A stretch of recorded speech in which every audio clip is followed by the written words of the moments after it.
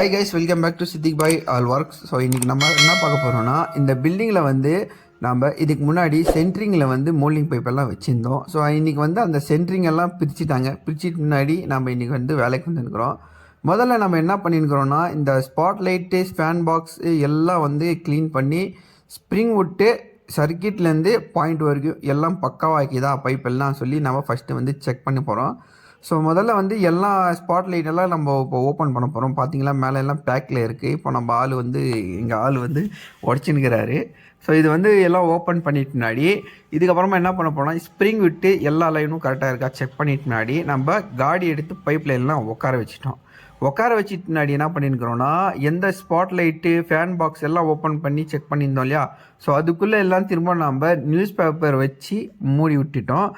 ஏன்னா அந்த இடத்துல வந்து சீலிங்கில் பூஸ் வேலை செய்யும்போது அதுக்குள்ளே கலவை போய் உக்காந்துடுச்சுன்னா அது வந்து நம்ம திரும்ப ஸ்ப்ரிங் விட்டு ஒயரிங் பண்ணும்போது அந்த இடத்துல வந்து கலவை போய் உக்காந்துச்சுன்னா ரொம்ப கஷ்டமாக போயிடுறதுனால நம்ம வந்து அது கொஞ்சம் எக்ஸ்ட்ரா வேலை இருந்தாலும் பரவாயில்லன்னு சொல்லி நம்ம அதுக்குள்ளே வந்து திரும்ப வச்சு க்ளீனாக செஞ்சிட்டோம். அதுக்கப்புறமா நம்ம பைப் லைன் எல்லாம் டிவிலேருந்து ஹோம் தியேட்டர், யூபிஎஸ்க்கு, அப்புறமா எலக்ட்ரிக் லைன்ஸ், அப்புறமா சர்க்கிட்ஸு என்னென்ன இருக்கோ எல்லா லைனும் நம்ம வந்து ப்ராப்பராக வந்து செட் பண்ணியாச்சு. ஸோ அவங்க கேட்ட இடத்துலையும் நம்ம வந்து பாக்ஸில் வச்சு கொடுத்துருக்குறோம். அதுக்கப்புறமா எக்ஸ்ட்ரா 2-3 பாயிண்ட்டும் வச்சு கொடுத்துருக்குறோம். நாளைக்கு ஃப்யூச்சரில் அது வந்து கம்பல்சரி யூஸ் ஆகும். அதனால் வந்து அந்த லைனும் வச்சு கொடுத்தாச்சு. ஸோ இது பார்த்திங்கன்னா ஏசிக் லைன் பாக்ஸும் வச்சுருக்கிறோம். ஸோ இந்த பில்டிங்கில் எங்களுக்கு முக்கியமான பிரச்சனை என்னன்னு சொல்லி வந்துச்சுன்னா, இந்த பில்டிங்கில் எல்லா செவரும் வந்து 4 இன்ச்சு செவரு தான். ஸோ அதனால் நம்ம முடிஞ்ச அளவுக்கு ட்ரை பண்ணி அந்த பாக்ஸ், மெட்டல் பாக்ஸ் வச்சுருக்கிறோம் இல்லையா, ஸோ இது பாருங்கள், இந்த மாதிரி பாக்ஸ் வச்சுருங்களே உடைக்கும் போது அவுட்டரில் உடைக்காமல் செய்கிற மாதிரி ட்ரை பண்ணோம். ஆனால் என்ன பண்ணுறது, நம்ம மிஷினில் காடி எடுத்ததுனால அது கொஞ்சம் அவுட்டர்லேயும் போயிடுச்சு. அதுக்கப்புறமா ஆக்வாகார்டு, ஆர்வாக்கு எல்லாத்துக்கும் நம்ம வந்து பைப் லைன் எல்லாம் எலக்ட்ரிக் லைன் வச்சு கொடுத்துட்டோம். அதுக்கப்புறமா அவுட்டரில் வந்து நம்ம என்னென்ன செஞ்சுருக்கிறோன்னா, இது பாருங்கள், இந்த லைன் முதல்ல சொல்லிடுறேன்.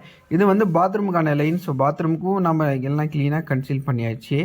ஸோ சர்க்கியூட் எல்லாம் போட்டியாச்சு. அப்போ மேலே பார்த்தீங்கன்னா ஸ்பாட்டில் இல்லைன்னா நம்ம வந்து கம்பல்சரி வந்து இது போட்டோம். இப்போ வந்து ப்ளம்பிங்க்கு வந்து காடி எடுத்துன்னுக்கிறேன். அது வந்து உங்களுக்கு நெக்ஸ்ட் வீடியோவில் வந்து அந்த நம்ம ப்ளம்பிங் எப்படி செஞ்சுருக்கிறோம், இந்த சுவரெல்லாம் எப்படி நம்ம ப்ளம்பிங் போட்டுருக்கிறோம் சொல்லி அதுவும் காமிச்சிட்றேன். ஸோ அவுட்டரில் வந்து 2 வேக்கும் ஒரு பாக்ஸ் வச்சுருக்கிறோம். அப்புறமா இந்த சர்க்கியூட்க்கு இந்த இடத்துல போர்ட்டிக்கோக்கும் ஒரு பாக்ஸ் வச்சுருக்கிறோம். ஸோ போர்ட்டிக்கோ பாக்ஸ் வச்சுட்டு முன்னாடி நம்ம அந்த சர்க்கியூட்டெல்லாம் அந்த சைடு இறக்கின்னுக்கிறோம். ஸோ அந்த சர்க்கியூட்டும் கீழே இறக்கியாச்சு. அந்த ஸ்பாட் லைட்லாம் நான் நியூஸ் பேப்பர் வச்சு க்ளீனாக கொடுத்துட்டேன். ஸோ இந்த வீடியோ உங்களுக்கு பிடிச்சிருந்தா லைக், ஷேர் கண்டிப்பாக பண்ணுங்கள். நெக்ஸ்ட் வீடியோவில் நான் இந்த ப்ளம்பிங்க்கு எப்படி பைப் லைன்லாம் செட்டிங் பண்ணியிருக்கேன்னு சொல்லி கண்டிப்பாக காப்பிக்கிறேன். அப்புறமா டாடா பாய், சி யூ அண்ட் லேட்டர்.